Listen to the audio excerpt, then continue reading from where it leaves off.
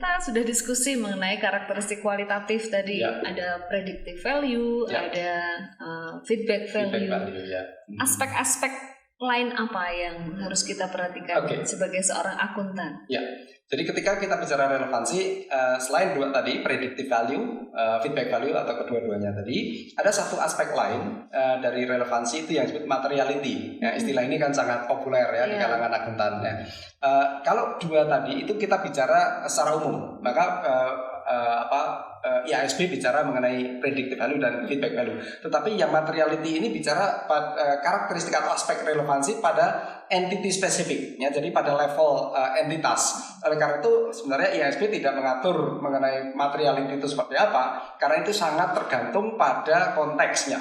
Kita bicara nature-nya dan juga magnitude-nya. Jadi sifat dari sesuatu dan juga besarannya itu sesuatu yang sangat relatif. Maka materiality itu sebenarnya komponen atau aspek dari relevansi, tetapi ini lebih bicara pada level entitas. Kita kasih contoh biar lebih mendarat. Bisa nggak kita memberi contoh begini? Suatu informasi keuangan. Taruhlah kita mau menceritakan bagaimana suatu siklus penjualan itu dilakukan. Lalu muncullah catatan yang namanya piutang. Piutang itu disajikan menurut di laporan keuangannya, di financial statement-nya muncul angka tertentu, X rupiah. Nah, dari piutang tersebut si pengambil keputusan dia akan menilai ini sebenarnya perusahaan yang sedang saya mau invest itu bisa memiliki feedback value tadi. Feedback value kan bisa berarti piutang tadi bisa menghasilkan apa? Jangan sampai ketika dia sudah invest ternyata piutangnya bodong gitu. Bisa nggak kita beri contoh semacam itu, Bos? Jadi betul. Jadi kalau kita bicara misalnya suatu item tertentu lalu kita bicara apakah itu informasi ini relevan atau tidak. Kita kan selalu bicara ini apa relevansinya untuk kita bisa memprediksi arus kas masa depan. Karena concern dari para pengguna tadi sebenarnya prospek perusahaan ini ke depan seperti apa kan. Jadi kalau dia ternyata tidak berguna untuk memprediksi arus kas masa depan, ya sebenarnya itu tidak punya nilai prediktif. Demikian juga concern kita adalah untuk menilai, memberi feedback apakah ini sebenarnya katakanlah kinerja perusahaan dan juga posisi keuangan perusahaan ini sebenarnya bisa memberi feedback kepada kita mengenai masa lalu atau tidak. Nah, ini kan bicara dua ini jadi predictive value dan feedback value dari suatu informasi, jadi relevan atau tidak. Nah, kalau yang aspek yang ketiga tadi itu sekali lagi ini kita bicara soal materialitas. Ini tadi entity spesifik sifatnya karena apa? Karena ini sesuatu yang relevan atau tidak itu sangat tergantung pada sifat dan magnitude-nya. Yang disebut materiality itu kan sesuatu kalau pencantumannya atau tidak mencantumkannya membuat keputusan jadi berubah. Artinya ini kan juga tentu relatif sifatnya, karena di perusahaan tertentu atau pos tertentu itu sesuatu hal itu dianggap material sehingga itu relevan, tetapi hal yang sama dengan jumlah yang sama bisa jadi itu tidak relevan di konteks yang lain, karena memang perusahaan jasa sama manufaktur mereka memiliki komponen akun dalam laporan keuangan dengan angka-angka yang bervariasi. Kita tidak bisa langsung menandingkan dan tidak bisa langsung mengatakan informasi ini tidak bisa saya pakai mengambil keputusan karena tidak sama dengan yang jasa misalnya. Tapi kan ini beda nature tadi kan misalnya sama-sama punya supplies gitu supplies kantor. Di sini memang supplies kantor tuh rutinitas, tapi ada satu perusahaan yang memang butuh supplies-nya itu tinggi, misalnya rumah sakit gitu kan. Itu supplies untuk kebutuhan rumah sakit pasti besar gitu. Sementara kalau kantor kan supplies-nya kok kecil, di sini kok besar. Nah, itu yang kita sebut relevansi Kemudian apa lagi selain relevansi? Jadi yang kedua, karakteristik fundamental yang kedua ini adalah faithful representation. Jadi penyajian yang representasi yang bisa dipercaya. Kenapa? Karena gini, informasi keuangan atau financial reporting yang kita lakukan itu kan sebenarnya akan merepresentasi fenomena atau realitas ekonomi tertentu. Oleh karena itu, financial reporting yang dibuat itu harusnya bisa merepresentasi realitas atau fenomena ekonomi yang ingin diwakilinya. Ya kan ini financial reporting ini kan suatu penyajian informasi mengenai sesuatu dalam wujud kata dan angka kan itu ya, kata dan angka.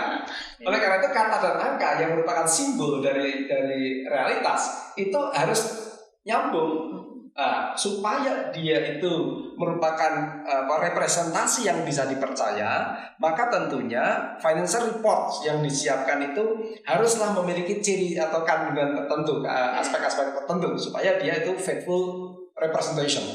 Ya, yang pertama, dia itu harus lengkap. Ya, jadi suatu informasi atau financial report itu akan bisa dipercaya kalau dia itu menyajikan secara lengkap fenomena ekonomi. Ya, sebenarnya tidak ada sesuatu yang disembunyikan, Pak. Ya, tidak tercecer. Jadi, ya, harus komplit. Andai kan ini 1 tahun transaksi, jangan sampai ada satu momen yang tidak tercatat secara akuntansi, gitu kan, yang dimaksud lengkap. Jadi bukti pendukungnya juga lengkap. Kalau sebenarnya sama ya, waktu kita belajar audit kan kita sedang mengakses atau menilai laporan keuangan itu lengkap nggak secara penyajiannya, dan akuntansi sendiri juga menyatakan bahwa faithful representation adalah informasinya secara lengkap, utuh, tidak ada informasi yang disembunyikan. Jangan ada dusta lah. Ya, jangan ada dusta di antara kita. Oke, selain itu yang pertama. Yang kedua, netral, tidak bias. Ya, kenapa? Kita tahu bahwa yang kita hasilkan itu kan general purpose financial reporting untuk semua pengguna yang kepentingannya itu beragam, berbeda-beda satu dengan yang lain. Antara investor sama bank mungkin beda. Punya kepentingan yang berbeda. Ya, oleh karena itu kita tidak boleh memilih kebijakan akuntansi tertentu atau metode akuntansi tertentu yang favorable atau menguntungkan pihak tertentu. Karena kalau itu sudah bias, ya itu menjadi tidak tercapai tujuannya, gitu ya. Jadi itu harus supaya bisa dipercaya, dia harus bias supaya item-item yang kita sajikan itu tidak overstated atau understated. Ya, jadi ini bahasa yang paling sederhana gini. Ini kita punya anak-anak mahasiswa tampil dengan looks yang bermacam-macam. Kadang-kadang kita lihat ini kayaknya kok anaknya berantakan begitu ya. Padahal ternyata dia pintar. Nah, kita nggak boleh bias karena tampilan, gitu ya. Halo effect kalau saya bilang ya kan. Sehingga kita sebagai dosen juga harus melihat dalamnya atau kualitas dari si anak ini, gitu kan. Sama seperti kita datang di satu perusahaan, kita, ini laporan keuangannya pasti bagus nih. Websitenya tuh meyakinkan. Itu kan terkena bias tadi kan. Sehingga informasi yang netral tadi akan memberi keyakinan bahwa memang informasi berguna untuk para pengambil keputusan secara general tadi. Yang ketiga apa, Bos? Yang ketiga ini free from error, bebas dari kesalahan. Nah ini tentu mungkin menimbulkan pertanyaan, masa sih nggak boleh ada kesalahan apapun? Ya gini, free from error ini dalam pengertian tidak sempurna, ya tidak harus sempurna, tetapi begini, akuntansi dan pelaporan keuangan ini kan melibatkan judgement, estimasi, kan gitu ya. Nah, judgement dan estimasi itu harus masuk akal, kira-kira. Jangan rasional. Sampai harus rasional. Karena apa? Kalau itu salah dalam membuat judgement, dalam membuat estimasi, maka itu akan menimbulkan ada error di dalam membuat judgement dan sebagainya. Sejauh mungkin tentu itu kita upayakan. Maka sebenarnya karakteristik fundamental yang kedua ini faithful representation dengan 3 cirinya tadi, ya itu sebenarnya tidak dimaksudkan untuk bahwa sesuatu harus sempurna, full begitu enggak, tetapi itu kita usahakan sejauh mungkin, seteliti mungkin, semaksimal mungkin lah kita mencapai ciri-ciri lengkap, ya kemudian juga netral dan juga free from error tadi.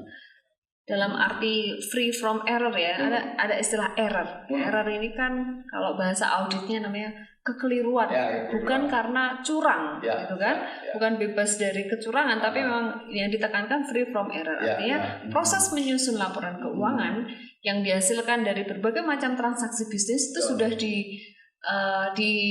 disajikan secara teliti gitu, sehingga tidak ada yang tercecer, tidak juga ada misalnya nol di dalam angka yang menggelundung misalnya, atau ketika menginput dan mengentry transaksi dalam era sekarang juga tidak ada yang terlupa gitu ya, free from error.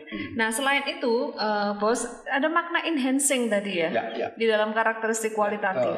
Apa saja aspek-aspek di dalam enhancing dalam karakteristik kualitatif? Jadi yang kategori yang kedua, ini kalau yang pertama itu harus, wajib. Dua-duanya itu, nggak boleh pilih salah satu ini. Ya, jadi kalau informasi yang relevan saja, tetapi tidak faithful, tidak bisa dipercaya, itu sama buruknya atau sama sampahnya dengan informasi yang faithful tetapi tidak relevan kan. Jadi kedua-duanya itu wajib, wajib. Nggak bisa ditawar. Nggak bisa ditawar. Itu dan kata sambungnya dan. Nggak boleh atau. Aspek-aspeknya juga ya sama ya. Ya, gitu. Nah, yang kedua ini enhancing, artinya kita bisa menambah tadi ya. Informasi itu akan lebih baik lagi atau berguna atau lebih berguna lagi kalau dia memiliki 4 ciri. Ya, 4 ciri ini kalau itu dimiliki, wah langkah lebih bagusnya gitu kan. Ya, jadi 4 ciri ini tentu boleh saja kurang atau tetapi tidak seperti yang pertama. Ya, jadi yang pertama tadi itu wajib. Yang ini kalau kita minum ini ya kopi gitu ya, dikasih flavor sedikit gitu kan ya. Ya kalau lebih minum kopi harus ada kopinya itu yang fundamental. Itu yang fundamental. Masa minum kopi nggak ada kopinya? Nah, itu kan. Jadi kalau yang kedua ini ibaratnya ya tadi mungkin ada yang kasih gula, ada creamernya, ada susu, ada campur apa begitu ya. Wah akan lebih nikmat lagi ya kalau sambil nonton TV sepak bola misalnya. Ada jadi yang syarat dan ketentuan berlaku yang wajib mutlak yang pertama. Yang fundamentalnya. Yang ini ada enhancing, berarti ada apa? Satu. Kalau kita bicara sesuatu yang akan makin meningkat, itu kalau informasi keuangan itu bisa dibandingkan. Comparability. Ya, jadi informasi itu kalau berdiri sendiri itu kurang afdol lah, kira-kira gitu ya. Karena apa?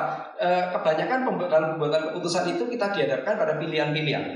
Jadi jarang sekali kita itu hanya misalnya alternatif investasi. Itu jarang sekali kita hanya punya satu alternatif. Kalau mau invest atau beli saham, membandingkan pasti ada perusahaan A, perusahaan B dan sebagainya. Nah, oleh karena itu kita perlu memiliki informasi yang bisa membuat kita itu membandingkan. Maka perlu karakteristik comparability itu dalam pengertian bahwa informasi yang dihasilkan dalam financial reporting, informasi keuangan itu harus bisa dibandingkan. Nah, bandingkan itu tentu kan bisa juga yang sifatnya itu time series ya, dari di perusahaan yang sama pada waktu yang berbeda, dari tahun ke tahun gitu. Yang berbeda, atau juga yang sifatnya cross sectional ya, jadi di waktu yang sama dengan entitas yang berbeda. Itu comparable. Yang kedua, akan lebih bagus lagi kalau dia itu memiliki karakteristik verifiable, bisa diverifikasi. Artinya oleh orang yang memiliki, katakanlah orang yang knowledgeable ya, orang yang memiliki kemampuan yang sama, itu ketika mengobservasi atau menilai sesuatu itu akan sampai pada kesimpulan yang kurang lebih sama. Tidak sama persis, tetapi kurang lebih sama. Yaitu verifiable. Yang ketiga, ciri informasi yang lebih berguna itu kalau disajikan tepat waktu. Timelines. Jadi kenapa? Kalau informasi itu bagus tapi terlambat, itu menjadi berkurang nilainya. Kalau beli koran, baca koran, persis. pagi sambil ngopi itu masih sedap ya. Tapi korannya datang sore, beritanya udah lewat, itu udah nggak asik ya. Itu tercermin ketika kita misalnya bicara koran yang dijual cetak itu ya, pagi hari harganya misalnya koran tertentu tuh 2.000 per eksemplar. Mungkin siang hari sudah di 1.500 di pinggir jalan itu kan itu. Ya, sore hari udah 1.000. Besok pagi itu kiloan jualnya. Udah beda lagi. Karena apa? Kandungan informasi yang disajikannya sudah terlambat nih. Kita udah tahu hari ini. Udah banyak sumber informasi yang lain. Itu timelines. Understandability. Dipahami. Informasi itu akan lebih bagus lagi kalau dia itu mudah dipahami, bisa dipahami. Karena apa? Informasi keuangan yang dihasilkan dalam laporan keuangan itu kan memang dia itu bisa saja menyangkut hal-hal yang kompleks. bukan berarti kalau supaya understandable lalu yang kompleks itu dihilangkan. Nah, ya, nanti nggak lengkap dong. Ya, nanti nggak lengkap. Karena itu melanggar yang pertama tadi. Nah, justru kita harus memperhitungkan bahwa informasi itu harus kita sajikan dan kita buat agar itu bisa dipahami. Tentu saja untuk memahami ini kan memang memerlukan pengetahuan dasar. Orang yang sama sekali nggak ngerti dunia ekonomi dan bisnis ya mungkin juga tidak bisa paham walaupun itu disajikan secara sederhana sekalipun ya. Jadi understandability dalam pengertian secara wajar orang yang memiliki basis ya, pengetahuan ya yang ekonomi dan bisnis itu bisa memahami. Oleh karena itu informasi yang dihasilkan dalam financial reporting itu akan lebih bagus lagi kalau bisa flavor ya dipahami, understandable. Oke. Terus ada nggak satu kendala atau cost constraint dalam useful financial reporting? Itu kan juga bagian dari karakteristik kualitatif kan? Nah, tentu apa yang kita lakukan itu adalah untuk kita berupaya semaksimal mungkin mencapai karakteristik tadi. Tetapi jangan lupa ya, menyediakan informasi itu perlu pengorbanan. Ya kan? Oleh karena itu kita harus memperhatikan kendala biaya atau cost constraint. Dalam pengertian adalah bahwa kita tidak harus menyajikan informasi yang tadi memenuhi persyaratan kualitatif fundamental maupun enhancing itu dengan pengorbanan yang tak terbatas. Jadi at all cost itu janganlah. Kenapa? Harus diperhitungkan benefits-nya. Artinya benefit atau manfaat dari penyajian informasi itu harus melampaui ya pengorbanan. Jadi benefit itu harus menjustifikasi cost yang dikorbankan. Ya. Contohnya apa bos ini bos? Contohnya begini ya, contoh sederhana aja gini. Demi menghasilkan informasi yang katakanlah relevan tadi, ya, misalnya aspek relevansi tadi salah satunya kan materialitas misalnya. Demi menyajikan informasi yang relevan, ya, maka semua informasi yang bahkan tidak material pun dimasukkan. Ya, padahal untuk menyajikan informasi yang tidak material itu mungkin kita bahkan mencari ya di dalam remah-remahnya yang sebenarnya kecil gitu ya. Misalnya kita sedang stok opnam gitu ya. Kemudian kita di gudang kita mau cari inventory. Ya idealnya kita hitung semua kan. Satu persatu dibuka. Betul. Tapi berapa sumber daya yang dikeluarkan kalau gudangnya itu 3 lokasi dengan mengerahkan massa yang cukup besar, sehingga yang bisa dilakukan adalah sampling misalnya, atau hanya mengambil uji petik tadi ya. Gudang ini luasnya sekian, barang kita kardusnya itu sekian, sehingga kita bisa membuat estimasi dan kita yakin perhitungan kita tepat. Betul. Itu contohnya seperti itu kan. Nah, kalau kita lihat cost constraint tadi kan mengakhiri dari chapter 2 apa yang ada di. Nah, kita masuk ke chapter 3 ini mengenai financial statement dan reporting entity. Ini menarik ada kata entity. Entitas. Dia nggak mengatakan ini adalah company kan tapi entitas. Nah, apa itu yang dimaksud dengan entitas pelaporan? Kalau kita bicara entitas pelaporan, entitas pelaporan ini sebenarnya adalah satu kesatuan yang melaporkan informasi keuangan tertentu. Nah, mungkin saya awali dulu ya. Mulai chapter 3 ini kita sudah bicara financial statement. Kalau chapter kedua tadi kan masih bicara financial report yang lebih luas. Nah, kita perlu memahami dulu chapter 3 ini bicara financial statements dan entitas pelaporan. Financial statement and reporting entity. Nah, karena kita sudah spesifik. Karena financial statement itu hanya salah satu bentuk dari financial report. Nah, tadi pertanyaan tentang entity, ya. Jadi entitas itu sebenarnya suatu satuan di mana kita akan menjadikannya sebagai pusat perhatian. Nah, pusat perhatian yang menjadi reporting entity atau entitas yang membuat financial statement sebagai salah satu bentuk financial report itu umumnya adalah memang company ya. Jadi levelnya itu level perusahaan. Tetapi ini bukan satu-satunya. Karena reporting entity itu bisa juga segmen atau sektor atau bagian dari entitas tadi. Ya, bahkan juga reporting entity itu bisa berupa gabungan. Gabungan itu dua perusahaan, dua entitas yang berbeda. Ya, baik itu punya hubungan sebagai induk dan anak ya, maupun bahkan tidak punya hubungan induk dan anak pun ya, kalau bisa jadi satu reporting entity. Misalnya perusahaan kalau hubungannya itu induk dan anak, maka kita mengenal adanya consolidated financial statement ya. Kalau ini tidak ada hubungan induk dan anak, lalu kita sebut combine ya, combine financial statement. Jadi sekali lagi kita bicara reporting entity, ini adalah bicara soal satuan tertentu yang akan membuat laporan keuangan atau financial statement. Siapa yang menyusun tadi gitu ya, maksudnya entitas pelaporan artinya pihak-pihak yang bertanggung jawab untuk menyediakan informasi bagi para pengguna tadi. Yang pihak-pihak yang bertanggung jawab itu juga tergantung nature-nya tadi, apakah dia dua perusahaan atau mungkin induk dan anak atau bisnis yang tadi kombinasi bisnis tadi ya. Jadi haruskah itu entitas yang legal? Begini, legal entity dengan economic entity itu dua hal yang berbeda. Yang kita bicarakan ini adalah economic entity yang tidak harus selalu merupakan legal entity. Contohnya tadi ya, satu perusahaan A itu merupakan legal entity. Dia PT ya, misalnya PT A. Itu economic entity dan legal entity-nya sama. Tetapi yang namanya reporting entity bisa saja merupakan bagian atau divisi dari PT A tadi. Kita hanya bicara divisi produksi misalnya. Itu bisa saja menjadi reporting entity. Karena tergantung dari si pengguna ini sebenarnya ingin apa gitu. Karena ketika dia ingin mengevaluasi ya efektivitas dan efisiensi manajemen di tingkat divisi, mungkin dia akan meminta agar divisi ini menjadi reporting entity. Jadi tidak harus tidak harus sama dengan legal entity-nya. Ya. Dan akhirnya kan kita harus memilih apakah kita sebagai entitas itu melaporkan secara utuh ya, atau tadi yang sifatnya lebih economic entity. Betul. Berarti ada pertimbangan-pertimbangan tertentu. Ini misalnya saya punya usaha Intias Group. Intias Group atau Mar kos-kosan. Gak nih.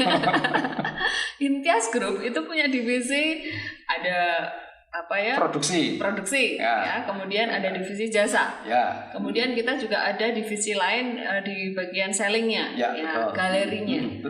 Berarti pelaporan juga kita bisa bikin berbagai ini kan untuk kepentingan entitas yang economics ya, dan juga yang kepentingan Intias Group yang gede tadi juga ada. Bisa jadi tergantung sekarang siapa sih pengguna laporan-laporan dari Intias Group tadi ya. Dia bisa saya hanya concern soal ini ya, produksi atau marketing atau jasanya atau apapun whatever. Itu bisa menjadi reporting entity. Tapi bisa juga sebagai satu kesatuan. Asik. Kita sampai ke ini lapisan berikutnya. Chapter 4. Chapter 4 ini di dalam Conceptual Financial Framework adalah elemen. Saya kalau mendengar kata elemen itu membayangkan satu makanan gitu ya. Kemudian ada komponen di dalam makanan itu. Tadi kita kan baru cerita masalah sarapan apa pagi ini. Betul. Kemudian ceritalah muncullah si oatmeal dengan berbagai macam pernak-pernik elemen di dalam. Ya ternyata oatmeal bisa dicampur sama apa mau? Tergantung kreativitas. Kering tempe juga bisa. Elemen berarti kan ini bagian dari financial statement. Dan itu ada kaidahnya, ada prinsip-prinsip yang harus kita pahami. Apa saja sebenarnya elemen dari financial statement menurut ini ISB kan kita. Betul, chapter 4 ini bicara elemen ya yang merupakan kelanjutan dari chapter 3 sebenarnya. Ya, jadi kalau di chapter 3 itu selain mengatur tentang reporting entity tadi kan juga bicara tentang financial statement sebagai salah satu atau bahkan yang utama di dalam sebagai kendaraan untuk menyampaikan informasi keuangan. Yang sebenarnya financial statement itu bisa dikelompokkan hanya menjadi 3 kelompok ya, yaitu financial statement yang berkaitan dengan memberi informasi mengenai posisi keuangan ya suatu entitas, dan juga klaim atas aset ya. Jadi dia akan menyampaikan posisi keuangan. Itu grup pertama. Maka lalu financial statement itu kemudian kita kenal ada yang namanya statement of financial position, atau yang kita akrab dengan istilah balance sheet atau neraca itu. Itu kelompok pertama, bicara posisi keuangan. Kelompok kedua itu bicara financial performance, ya, kinerja keuangan. Ya, ini grup kedua dari financial statement ini bicara soal bagaimana suatu entitas itu mengenerate ya atau kinerja keuangannya seperti apa. Dan kelompok ketiga itu dengan others ya, yang lain-lain itu yang mendukung, termasuk misalnya di situ ada laporan arus kas, kemudian juga catatan atas laporan keuangan. Nah, jadi ini tiga kelompok financial statement itu yang kemudian di chapter 4 didetailkan dalam bentuk elemen-elemen financial statement, agar tadi aspek posisi itu, posisi keuangan bisa disajikan, aspek kinerja keuangan bisa disajikan, juga aspek-aspek lain itu bisa disajikan. Maka kita bicara kemudian di chapter 4 ini, ketika kita bicara elemen-elemen laporan keuangan, kita bicara hanya 5 sebenarnya. Ya, jadi konseptual frameworknya IASB ini cukup simpel. Kita bicara 5 elemen laporan keuangan atau financial statement, yang kalau kita bandingkan dengan konseptual frameworknya Amerika FASB, mereka itu punya 10. Ya, 10. Tapi yang tadi menarik yang cakupannya 3 kan, statement on financial position. Posisi ya. Posisi kemudian kita bicara kinerja, statement on financial performance dan others.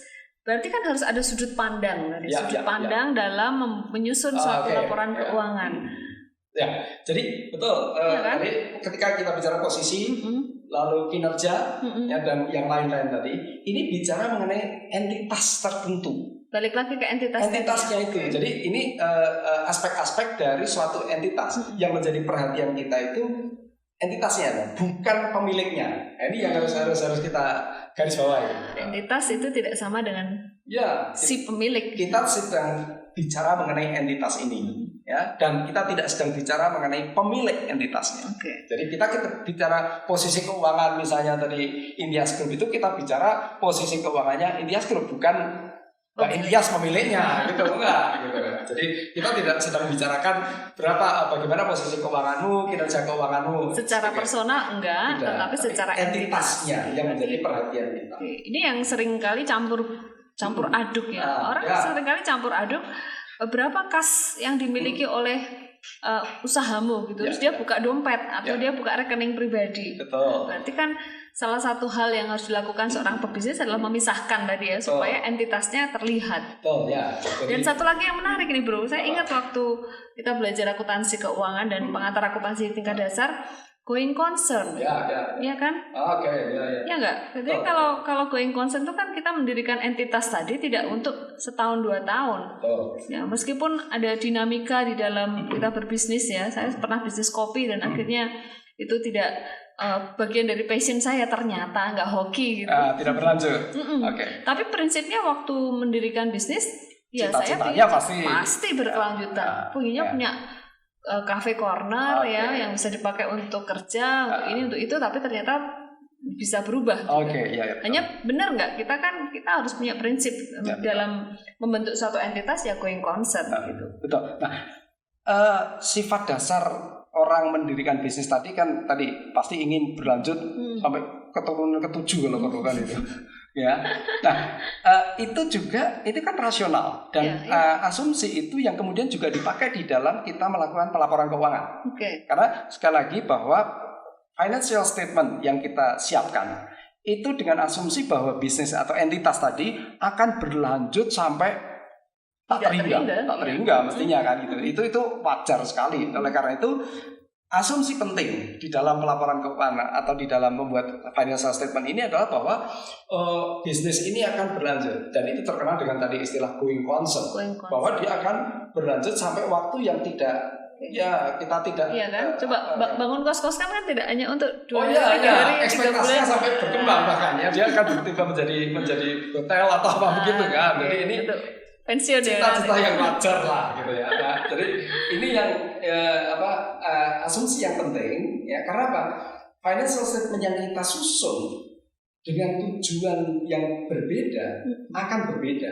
Karena basis pembuatan financial statement-nya akan berbeda ketika kita misalnya membuat laporan keuangan untuk tujuan likuidasi. Nah, jadi yang kita bicarakan ini adalah asumsi bahwa perusahaan tidak untuk dilikuidasi. Karena kalau mau dilikuidasi, laporan keuangannya perlu menggunakan basis yang berbeda. Nah, yang tadi kaitannya dengan asumsi going concern itu kan karena umur perusahaan itu dianggap atau diasumsikan tidak terbatas, pada kebutuhan informasi itu harus timely, maka lalu kemudian ada aspek penting lain dalam financial statement, itu adalah periodisitas.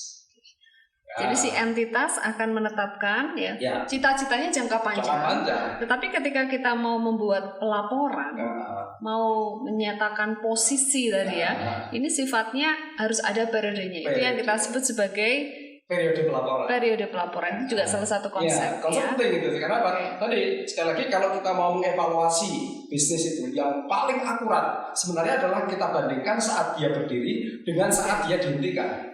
Tapi kan kita nggak pernah tahu dan tidak berharap suatu bisnis itu akan dihentikan di titik tertentu. Oleh karena itu, masa hidup perusahaan yang tak terbatas itu kemudian dipenggal-penggal dalam satuan waktu yang lebih pendek. Periode laporan.